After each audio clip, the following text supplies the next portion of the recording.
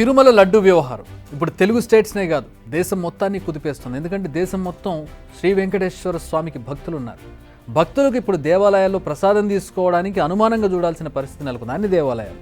ఇంతకీ టీటీడీ కల్తీ నెయ్యి వ్యవహారంలో ఇప్పుడేం జరుగుతోంది?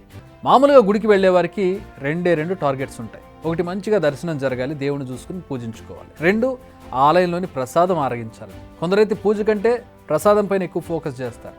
ప్రధానంగా తిరుమల లడ్డు మాధుర్యం కానీ, దానికి ఉండే శక్తి కానీ, దాని మీద ఉండే నమ్మకం కానీ, ఆ అరోమా, దాని నుంచి వచ్చేటటువంటి సువాసనలు, సుగంధాలు కానీ, అది ఒక రకమైన డివైన్ ఫీలింగ్ని ఇస్తుంది. దానికి ఉండే ఒక ఆ వైబ్ వేరే ఉంటుంది అన్న అనుమానాలు కలుగుతున్నాయి. ఎందుకంటే అంత ఆదాయం, భారీగా భక్తజనం వచ్చే శ్రీవారి ఆలయంలోనే పరిస్థితి ఇలా ఉంటే, నామమాత్రపు మోస్తరు ఆలయాల్లో ఇంకెలాంటి పరిస్థితి ఉందో అనేది భక్తుల్ని భయపెడుతోంది.